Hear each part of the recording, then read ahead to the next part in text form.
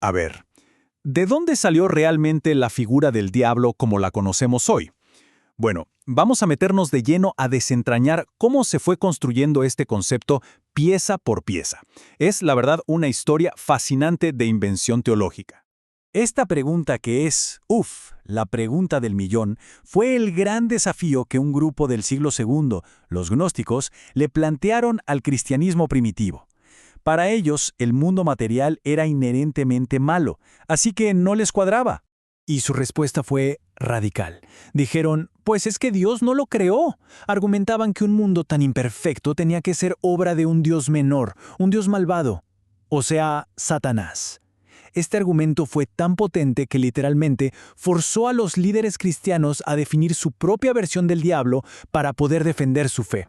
Y la primera respuesta de los llamados padres de la Iglesia, que eran los grandes pensadores cristianos de la época, no fue un debate filosófico, para nada. Fue cambiar un ritual clave. Fíjense en el cambio tan drástico que vemos aquí. El bautismo, que en el Nuevo Testamento es clarísimo que es para el perdón de los pecados personales, de repente se transforma. Ahora es un exorcismo, una especie de escudo para liberar a la persona del poder del diablo. Un concepto totalmente nuevo. Aquí entra en escena una figura clave, Justino Mártir. A mediados del siglo II, él fue uno de los primeros grandes defensores del cristianismo y se tomó muy en serio la tarea de dibujar un mapa de dónde vivía y operaba este enemigo cósmico. Para responder a la pregunta de ¿a dónde se fueron Satanás y sus ángeles cuando cayeron?, Justino Mártir diseñó este cosmos súper elaborado, con múltiples capas, casi de ciencia ficción. Pero claro, esta es una estructura que no tiene ningún respaldo bíblico, no aparece por ningún lado. Y esto de aquí es un ejemplo perfecto de esa búsqueda desesperada por encontrar pruebas en las Escrituras. Como no las encontraban, pues a veces se las inventaban. Afirmó que Satanás venía de palabras hebreas que significaban apóstata y serpiente, cuando en realidad Satán solo significa adversario. El punto clave de esta cita es que él no apela a las Escrituras, sino a nuestros escritos. Ojo con eso. La propia tradición de la Iglesia, lo que ellos mismos iban escribiendo, se estaba convirtiendo en la nueva autoridad. Bien, avancemos al siguiente problema que se les presentó. Una vez que tienes un diablo, tienes que explicar qué fue lo que hizo para caer en primer lugar. Y aquí es donde la cosa se empieza a enredar bastante. Como vemos en esta tabla, los primeros líderes ni siquiera se ponían de acuerdo en algo tan fundamental como la motivación de Satanás.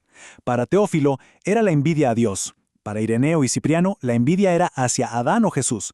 Y luego llega Orígenes y dice, no fue envidia, fue orgullo. O sea, proponían teorías que chocaban entre sí. Esta línea de tiempo nos muestra cómo, durante más de 100 años, esta historia se fue construyendo y modificando por diferentes pensadores. Tertuliano, por ejemplo, no solo popularizó la idea de renunciar a Satanás en el bautismo, sino que empezó a interpretar la oración del Padre Nuestro, ya no como líbranos del mal, sino como líbranos del maligno, personalizando así al adversario. Esto nos lleva a una de las ideas más imaginativas y, francamente, más extrañas que se desarrollaron en este periodo. Una que se alejaba radicalmente de la narrativa bíblica. Pensadores como Orígenes, Ireneo y Tertuliano crearon lo que podríamos llamar una operación encubierta divina.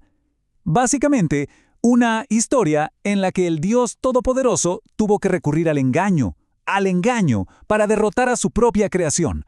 Una idea que, teológicamente, es una bomba. Claro, esto generó el siguiente problema lógico. Si se supone que Cristo ya destruyó al diablo en la cruz, ¿por qué el mal sigue por todas partes? La respuesta que dieron los llevó todavía más lejos de la narrativa bíblica. La solución que encontraron fue, inventar otro episodio. La historia de que Jesús descendió a los infiernos para liberar a las almas de los justos. Este relato, que no está en la Biblia, fue popularizado por Clemente e Hipólito y se convirtió en una pieza clave de esta mitología que estaban construyendo. Y a pesar de que se convirtió en una doctrina súper importante para algunos, este supuesto descenso de Cristo a los infiernos no se menciona ni una sola vez en los relatos de los evangelios. ¡Ni una! Esta es una admisión impresionante de Orígenes, uno de los principales arquitectos de estas ideas. Él mismo lo está diciendo. Confirma que gran parte de esta doctrina se basaba en la opinión de la Iglesia, no en las Escrituras. Básicamente lo estaban inventando sobre la marcha. Y ya en los siglos IV y V llega el influyente teólogo Agustín de Hipona y lo que hace es tomar todas estas ideas dispersas y codificarlas, ordenarlas en una doctrina coherente y muy poderosa. Agustín enseñó que toda la humanidad era, y cito, propiedad del diablo, un juguete de los demonios. Una visión que choca de frente con pasajes bíblicos como el Salmo 100, que dice, Él nos hizo y somos suyos. E incluso el gran Agustín, en su intento de crear un sistema lógico perfecto, se terminó enredando. Por un lado decía que el diablo cayó en pecado, pero por otro, que todos los seres creados pecan inevitablemente, pero que los ángeles buenos nunca caerán. O sea, un nudo que revela lo inestable que era el fundamento de esta tradición.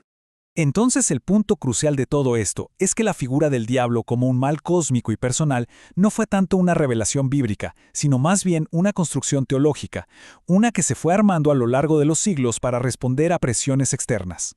Y esto no pasó de la noche a la mañana, ¿eh? Fue un proceso lento, deliberado, de más de 300 años y a menudo lleno de contradicciones. Fue pura invención intelectual.